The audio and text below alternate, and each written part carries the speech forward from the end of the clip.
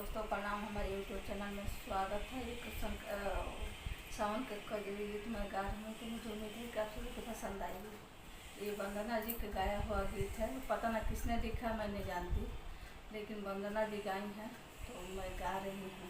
वो अपने अंदाज में गाई हैं, हम अपने देसी अंदाज में गा रही हूँ। तो आप लाइक जरूर करिएगा। कैसा लगेगा कमेंट बॉक्स में जरूर बताइएगा। मैं गा रही हूँ। किया हो रम जब रेलिया गर्दा उड़ावे, तबे सुधिया बालम आवे जी। किया हो रम जब रेलिया गर्दा उड़ावे, तबे सुधिया बालम आवे जी।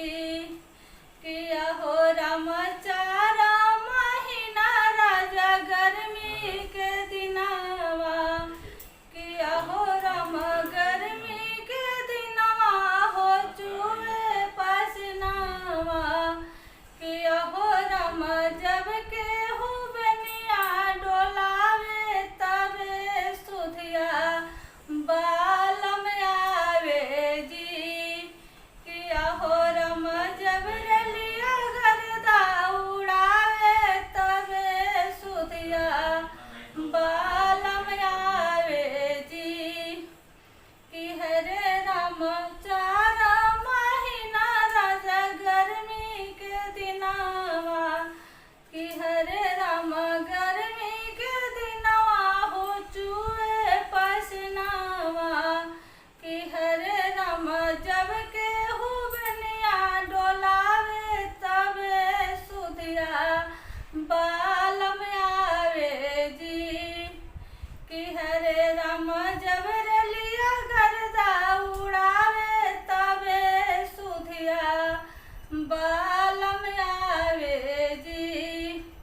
कि हरे राम चारा महीना राजा बरखा के दिनवा, कि हरे राम बरखा के दिनवा हो भीगे बदनवा।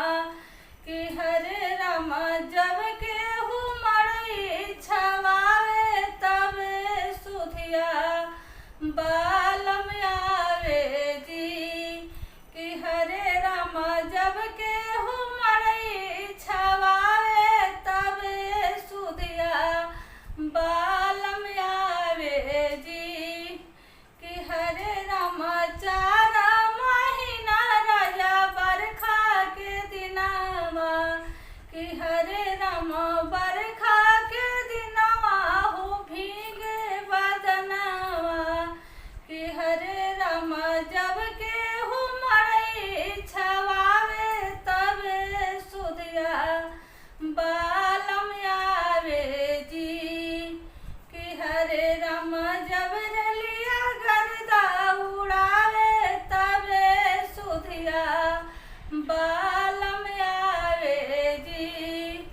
कि हरे राम चारा महीना राजा जाड़ा के दिनवा, कि हरे राम जाड़ा के दिनवा हो कांपे बदनवा। कि हरे राम जब के चदरा ओढ़ावे, तबे सुधिया बालम आवे जी।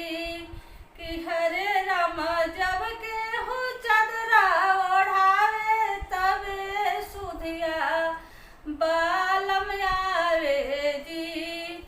कि हरे राम जब रेलिया गर्दा उड़ावे, तबे सुधिया बालम आवे जी। कि हरे राम चारा महीना राजा जाड़ा के दिनवा, कि हरे राम जाड़ा के दिनवा हो कांपे बदनवा।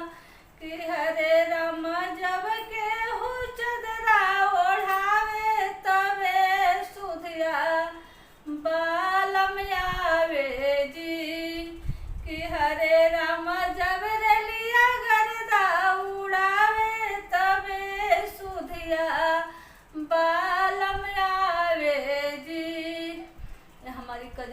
अच्छी लगी होगी तो प्लीज़ लाइक ज़रूर करिएगा। धन्यवाद।